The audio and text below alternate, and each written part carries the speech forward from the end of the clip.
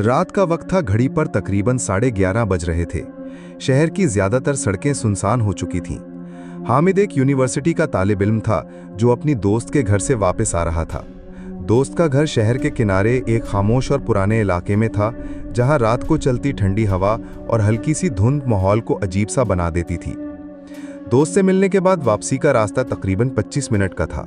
हामिद जानता था कि रास्ता सुनसान है, मगर वो अक्सर ये सफ़र कर चुका था, इसलिए ज़्यादा फिक्र नहीं थी। लेकिन उस रात कुछ मुख्तलिफ था। बारिश अभी थोड़ी देर पहले ही रुकी थी। ज़मीन पर पानी के छोटे छोटे गड्ढे थे और सड़क के किनारे लगे पुराने स्ट्रीट लाइट्स कभी चलती कभी बुझती, जैसे किसी पुराने हॉरर फिल्म का सीन हो। चंद मिनट चलने के बाद हामिद एक खाली चौक पर पहुंचा। चौक के बीचों बीच धुंध में लिपटा एक लंबा सा साया सा नजर आया। गौर करने पर पता चला कि वहां एक शख्स खड़ा है, स्याह लंबा कोट, बड़ी हैट और चेहरा नीचे झुका हुआ। हामिद ने उसे राहगीर समझकर ज्यादा ध्यान न दिया और आराम से आगे बढ़ने लगा। लेकिन जैसे ही वो उस शख्स के करीब से गुजरा, उसने एक बात नोट की कि उस शख्स की सांस लेने की आवाज सुनाई दे रही थी, मगर वो हरकत नहीं कर रहा था। हामिद का कदम खुद ब खुद तेज हो गए।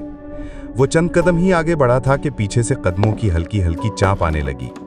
ये कदम बहुत आहिस्ता थे, जैसे कोई जानबूझकर आहिस्ता आहिस्ता पीछे आ रहा हो।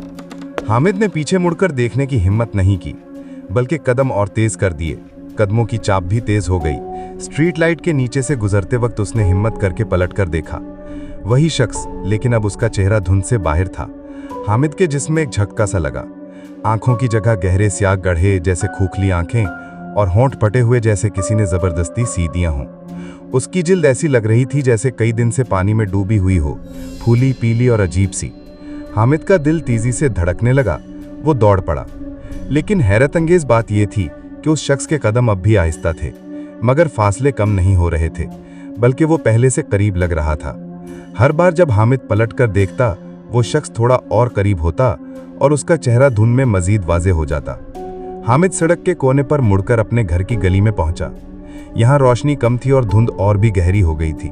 उसने एक बार फिर पीछे देखा, कुछ नहीं, खाली सड़क, खामोश फिजा। उसने खुद को यकीन दिलाया कि शायद ये सब वहम है और अपनी रफ्तार कम कर दी।